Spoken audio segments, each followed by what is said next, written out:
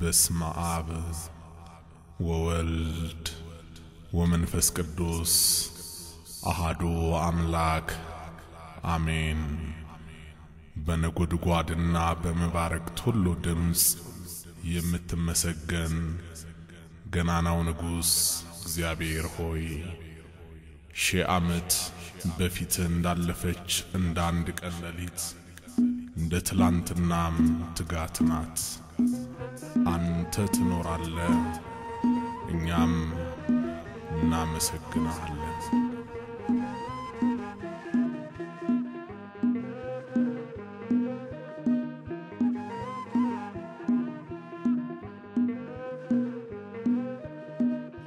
مسقانا نفسراي بزمني بدمي لواللين يولتا ملك فلو لقيتا مسقانا نفسراي بزمني بدمي لواللين يولتا ملك فلو لقيتا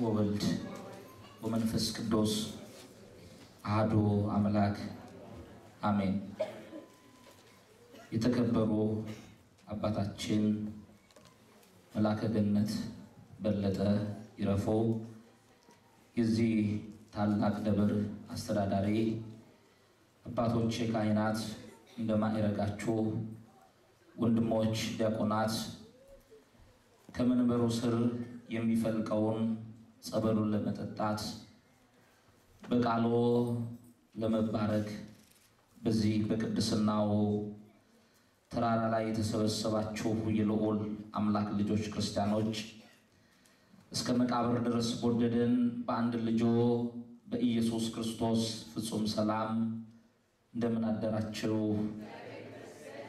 እንደ ኃጢአታችን ብዛት እንደ ሰውነታችንም ክፋት ተመልክቶ ሳያጠፋን እድሜ ለንስሐ ጨምሮ ሁላችንንም ከያለንበት ስፍራ በአምላካዊ ፍቅሩ ስቦ ዳግም በቅድስናው ተራራ ላይ የሰበሰበን የአባቶቻችን የቅዱሳን አምላክ ቅዱስ እግዚአብሔር ስሙ ከምድር እስከ አርያም ለዘላለሙ የተመሰገነ ይሁን። የእመቤታችን የቅድስት ድንግል ማርያም አማላጅነት የመላእክቱ ጥበቃ የቅዱሳኑ ጸሎት አይለየን። በእግዚአብሔር ሚዛን የተመዘነ ቤት እንደ እግዚአብሔር አምላካችን ቅዱስ ፈቃድ በዛሬ የምንማማርበት የትምህርታችን ርዕስ ይሆናል። የምስጢር ባለቤት ልዑል አምላክ ለሁላችንም የቃሉን ደጅ ይክፈትልን። እስቲ በእግዚአብሔር ሚዛን በሎ በእግዚአብሔር ሚዛን የተመዘነ ቤት እግዚአብሔር ቃሉን በልቦናችን ሰሌዳ ላይ ይጻፍልን። ሁላችን በዛሬው ዕለት በዚህ ስፍራ ተሰብስበናል። የተሰበሰብነው ደግሞ የህዳር ጽዮን የእመቤታችን የቅድስት ድንግል ማርያም እንዲሁም ደግሞ ታቦተ ሙሴ ልናከብር እግዚአብሔርን ልናመልክ በአጸደ መቅደሱ ተሰብስበናል። ስለ ጽዮን ደግሞ ቤተክርስቲያንን ካወቅንበት ጊዜ ጀምሮ ስንማር ስንሰማ ቆይተናልና ጽዮን የሚለውን ርዕስ ትተን በእግዚአብሔር ሚዛን የተመዘነ ቤት በሚል ርዕስ እግዚአብሔር አሁን ሁላችንንም ይናገረናል። ማን ይናገረን? እግዚአብሔር። ማን ይናገር? እግዚአብሔር። እግዚአብሔር ይናገረን። እሱ ደግሞ ሲናገር ምድር በፊቱ ዝም ትበል ተብሎ ተጽፏል። ሲናገር በልቦናችን ውስጥ ላለው ጥያቄ መልስ እየሰጠ ይናገራል። ማን ሲናገር? እግዚአብሔር ሲናገር። እንዲሁም ቋጠሯችንን እየፈታ ይናገራል። ማን? እግዚአብሔር። ስብራታችንን እየጠገነ ይናገራል እግዚአብሔር። እሱ ሁላችንንም ይናገረን። በእግዚአብሔር ሚዛን የተመዘነ ቤት ነው ርዕሳችን። በዚህ አረፍተ ነገር ውስጥ እግዚአብሔርን እናገኘዋለን። ከእግዚአብሔር ቀጥሎ ደግሞ ሚዛን እናያለን። ከሚዛኑ ቀጥሎ ደግሞ የሚመዘን ቤት እንመለከታለን። በዚህ ርዕስ ውስጥ እግዚአብሔር ሚዛን እንዳለው የሚመዘንም ደግሞ አካል እንዳለ የዚህ ርዕስ ዓላማ በእግዚአብሔር ሚዛን ተመዝነን ቀለን እንዳንገኝ ነው፣ ከብረን እንድንኖር ነው። እግዚአብሔር በቃሉ ሁላችንንም ያክብረን። በእግዚአብሔር ሚዛን የተመዘነ ቤት ስንል ቤት የሚለውን ቃል መጽሐፍ ቅዱስ በብዙ አይነት መንገድ ሲተረጉመው እናያለን። መጽሐፍ ቅዱስ እንደሚተረጉመው ቤት የሚለውን ቃል ሁሉን ለመዳሰስ ጊዜ ስለማይኖረን ጥቂት ነገሮችን ከመጽሐፍ ቅዱስ ቤት የተባሉ የትኞቹ እንደሆኑ እናያለን።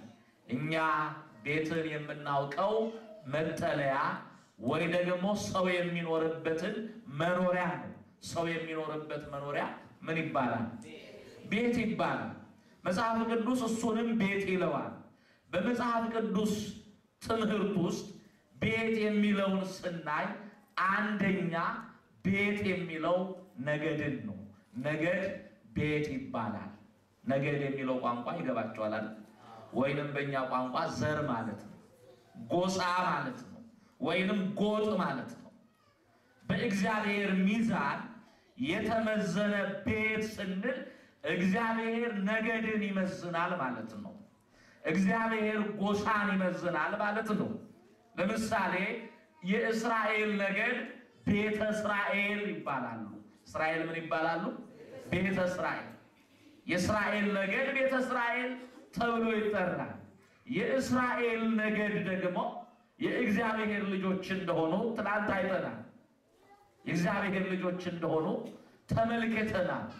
ቤተ እስራኤልም በእግዚአብሔር ሚዛን ተመዝነዋል። በዚህ በማቴዎስ ወንጌል ምዕራፍ 23 ቁጥር 37 ላይ እንዲህ የሚል ቃል ተጽፏል። የማቴዎስ ወንጌል ምዕራፍ 23 ቁጥር 37 ላይ እንዲህ ነው የሚለው።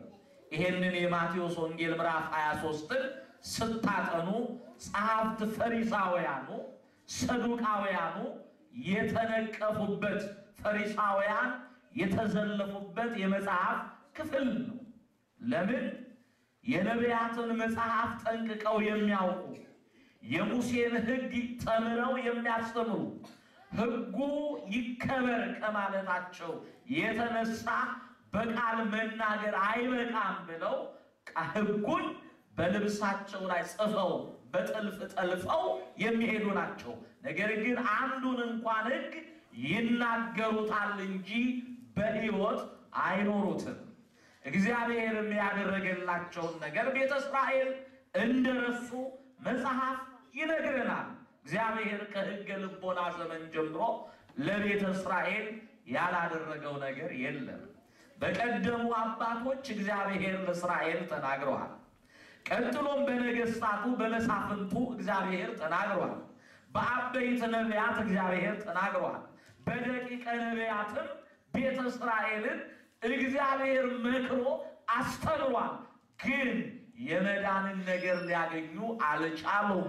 እንደገና አምላክ ራሱ በስጋ ማርያም ተገልጦ በመካከላቸው ተመላልሷል።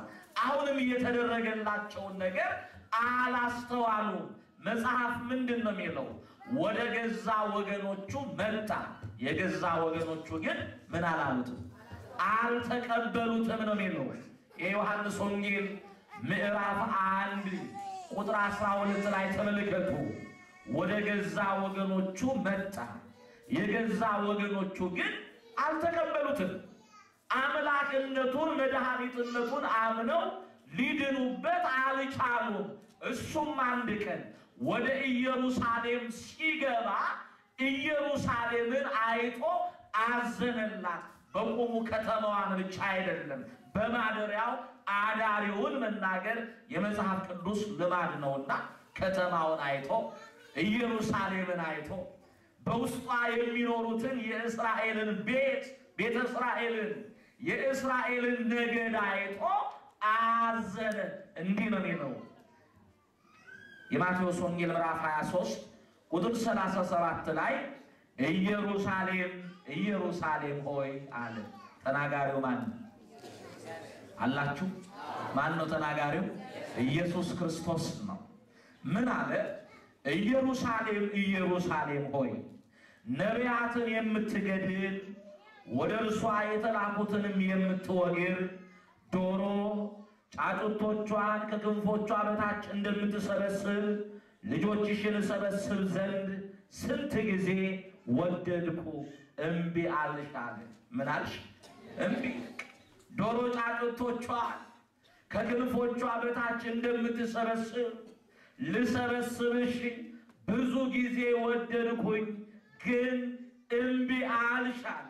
ቀጥሎ እነሆ ቤታችሁ የተፈታ ሆኖ ይቀርላችኋል። ቤታችሁ ምን ይሆናል? የተፈታ ሆኖ ይቀርላችኋል። አሁን ቤታችሁ የተፈታ ሆኖ ይቀራል ሲል የእስራኤልን ነገድ መበተን ነው። ተበትናችሁ ትቀራላችሁ። ቀጥሎ ምን አለ? በእግዚአብሔር ስም የሚመጣ የተባረከ ነው እስክትሉ ድረስ ከእንግዲህ ወዲህ አታገኙኝም ማለት። ከእንግዲህ ወዲህ ምን አትሉኝም? ሰው እግዚአብሔርን ካላገኘ እንዴት መኖር ይችላል? ሰው ያለ እግዚአብሔር ምን አይነት ሕይወት ሊኖረው ይችላል? ከእንግዲህ ወዲህ አታገኙም አይደለም እኔ በእግዚአብሔር ስም የሚመጣ የተባረከ ነው እስክትሉ ድረስ። አሁን በዚህ ኃይለ ቃል ውስጥ የምናየው እግዚአብሔር ቤተ እስራኤልን መዝኗል። የእስራኤል ቤት ተመዝኗል። ተመዝነውም በሚዛን ላይ ቀለው ተገኝተዋል። ተመዝነን ቀለን እንዳንገኝ እግዚአብሔር ሁላችንን ይርዳን። ለእስራኤል ቤት እግዚአብሔር ብዙ አድርጓል። እስቲ እነሱን እንተውና ለኛስ እግዚአብሔር ምን ያላደረገው ነገር አለ? ምንድነው ያላደረገልን ነገር? እስቲ በአይነ ህሊናችሁ ተመልከቱ። በስጋ የተደረገልን ነገር ብቻ አይደለም፣ በነፍሳችንም ብዙ ተደርጎልናል። በስጋችንም ብዙ ተደርጎልናል። ይሄው እግዚአብሔር በፍቅሩ እየተከተለ በተበተንበት እንኳን ሳይተወን ካህናቱን ከኛ ጋር አብሮ ስደተኛ አድርጎ መቅደሱን በመካከላችን ተክሎ ይኸው ሰብስቦናል። ምንድነው እግዚአብሔር ያጎደለብን ነገር? አጎደለብን? ምን ነው ዝም አላችሁ? አጎደለ እግዚአብሔር?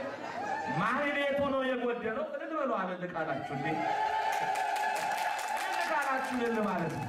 ምንድነው ያጎደለው እግዚአብሔር?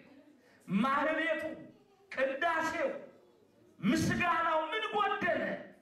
ይኸው ተመልከቱ በኢዩኤል መጽሐፍ